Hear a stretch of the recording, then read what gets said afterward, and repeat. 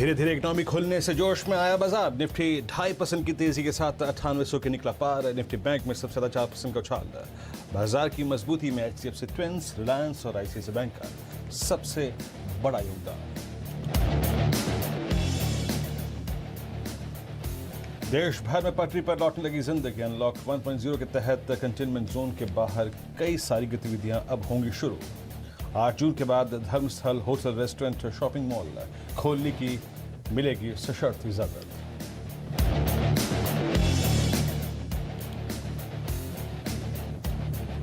RCF के शानदार नतीजे और वक्त से पहले मानसून के आगमन से फर्टिलाइजर में अच्छी रौनक। आरसीएफ 12% दौड़ा।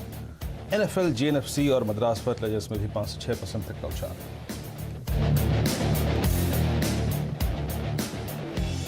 वेदांता के बाद अब अदानी पावर की डिलिस्टिंग पर होगा विचार। 3 जून को कंपनी की बोर्ड बैठक में फैसला संभव। आज शेयर में करीब 7% का उछाल। आवाज ने दी थी सबसे पहले खबर।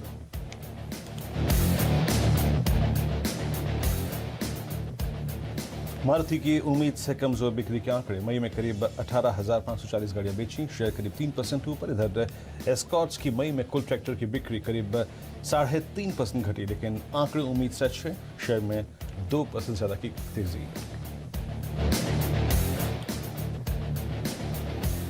अब कैबिनेट मीटिंग पर है बाजार की नजर। 11:30 बजे होगी बैठक। पीएम मोदी की दूसरे कार्यकाल के दूसरे साल की पहली कैबिनेट बैठक।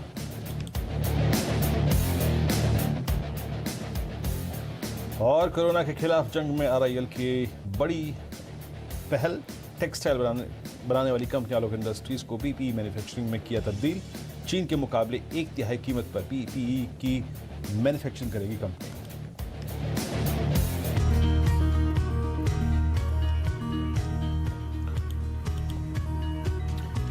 नमस्कार, आप देखें ट्रेडर्स हॉटलाइन। मैं हूं वीरेंद्र कुमार और मार्केट सभी अगर आप देखें डे हाई की ट्रेजेक्टरी में ट्रेड कर रहे हैं।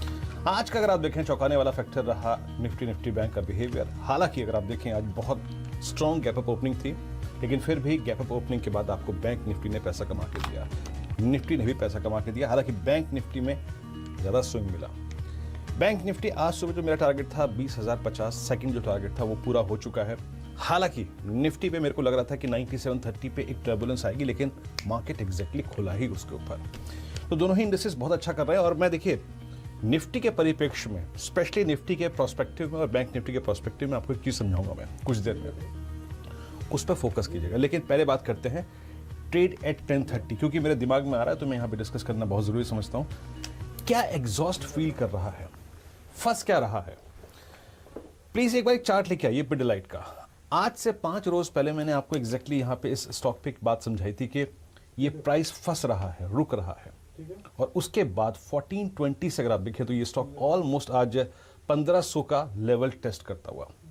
ऐसा ही एक ट्रेड मैं आपके लिए लेके आया हूं। आज एक ऑप्शन पे ध्यान देंगे, बहुत रीड करके मैं बता रहा हूं आपको। पिडिलाइट डे हाई पर है। एक बार आप एचयूएल का चार्ट लेके आइए। आज एचयूएल करीब 2100 पे ट्रेड कर रहा है और चार्ट लेके आइएगा।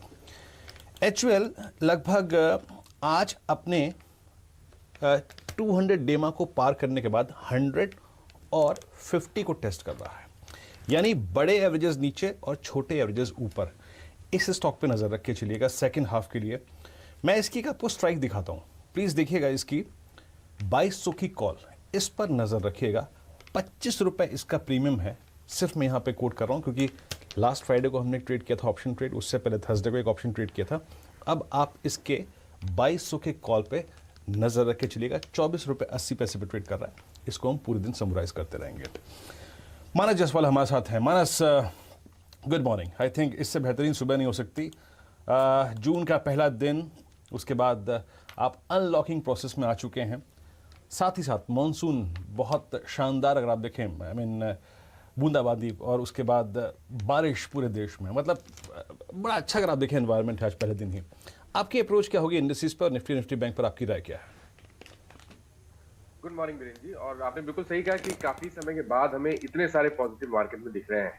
और अगर आप निफ्टी की बात करिए तो देखिए सबसे इंपॉर्टेंट ये है कि जो पिछले हाईज थे 98, 89 के, निफ्टी उसको टेस्ट करने की आज कोशिश करेगा।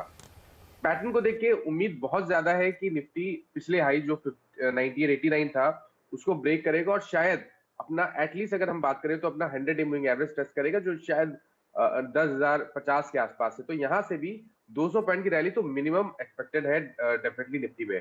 बट अगर आप बात करें ओवरऑल पैटर्न की और ओवरऑल ट्रेंड की, तो देखिए ये ब्रेकआउट जो आता है अगर 9900 के ऊपर, तो वो निफ्टी को लेके जाएगा कम से कम अपने 200 डे मूविंग एवरेज की तरफ, जो कि 10,500 के आसपास है। तो अगर आप एक से दो हफ्ते की बात कर रहे हैं, तो मैं तो समझता हूँ कि 10,500 तक के लेवल भी बिल्कुल निफ्टी में पॉसिबल है। हालांकि एक बड़ी रैली आ चुकी है, तो बिल्कुल फ्रेश लॉन्ग नहीं, कोई इंतजार करिए कोई डिप आए तब आप वहां खरीदारी करें। और अगर आप लोअर लेवल्स की बात करें, तो अब मैं समझता हूँ कि एक जो स्तर है, मेरे ख्याल से वो स्तर होगा 9600 का, वो काफी स्ट्रॉन्ग सपोर्ट है। तो गिरावट पे खरीदारी करनी है, 9600 के नीचे स्टॉप लॉस रख रहे हैं, और आपके मीडियम टर्म के टारगेट 10,500 के रहेंगे। और वैसे ही बैंक निफ्टी ने अभी अपना 50 डे मूविंग एवरेज ब्रेक नहीं किया है। मैं उम्मीद करता हूं कि बैंक निफ्टी ये ब्रेक करेगा और कम से कम 21,200 के आसपास जाएगा, तो यहाँ भी खरीदारी की सलाह रहेगी। 19,500 का स्टॉप लॉस।